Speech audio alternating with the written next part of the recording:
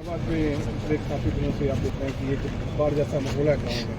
बिल्कुल 2023 के बाद दोबारा टांगरी का पानी कई गांव में आया है और केवल मात्र शाहबाद ही नहीं, हरियाणा का लाखों एकड़ आज क्षेत्रफल एक्स्ट्रा मानसून की वजह से फ्लडेड है।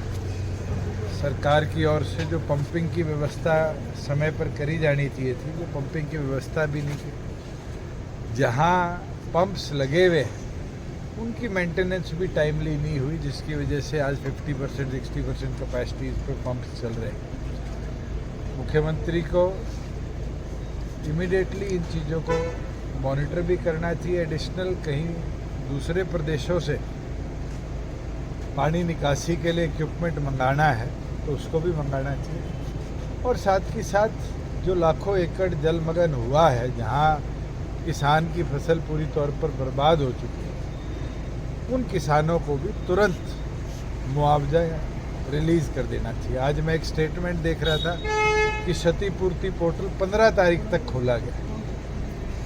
लगभग 20-25 दिन बाद मुआवजा देना, ये सरकार की एफिशिएंसी के अंदर कहीं ना कहीं कमी है। हमें वो दिन भी याद है 23 में जब फ्लड आए थे, 12 जिले हमारे बाढ़ से प्रभावित थे। हमने 7वें दिन तो किसान को 7,000 रुपये उसके खाते में मुआवजा ट्रांसफ़र कर दिया गया था कि उसके जीवन के अंदर कोई बाधा ना पड़े। मैं तो यही मांग करता हूँ इमीडिएटली सरकार पैसा रिलीज़ करे किसान को, और इमीडिएटली जो किसी के मकान को, किसी के पशुपालन को नुकसान हुआ है उसकी भी भरपाई सरकार।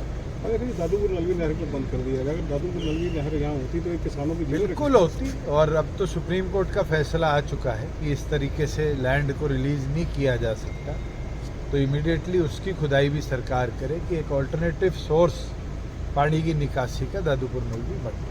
हमने देखा कि आपके समय में मारकंडा दरिया के आसपास तटबंध बनाने की मांग होती थी, लेकिन अभी तक वो तटबंध नहीं बन पाई। मारकंडा उस समय एक कदम उठाने की चर्चा जरूर थी, जो सरकार जाने के बाद नहीं हुई।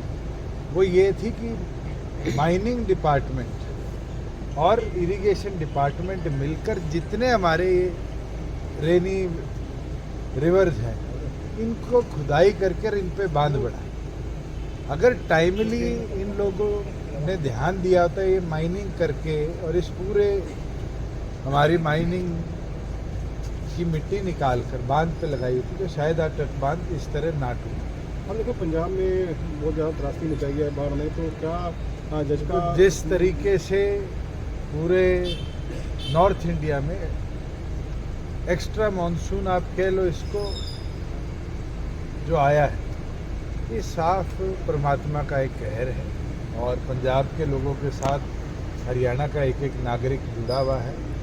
हमारी ओर से निरंतर कार्यकर्ता गांव दर गांव अनाज भी, और अनाज के साथ साथ और जो मूलभूत चीज़ें होती है वो लेकर पंजाब के लिए रवाना भी हो चुके हैं। कल डॉक्टर अजय सिंह चौटाला जी ने भी आह्वान सबसे किया है कि इस त्रासदी में पंजाब के प्रत्येक नागरिक का साथ देने का कर्तव्य हमारा बनता है। और हम इन्होंने सुब्रमण्यम चौटाला ने कहा कि जो जजपा है उन्होंने ताऊ देवीलाल की जो नीति है उनको गिरवी रखकर भाजपा की गोद में जा बैठे थे।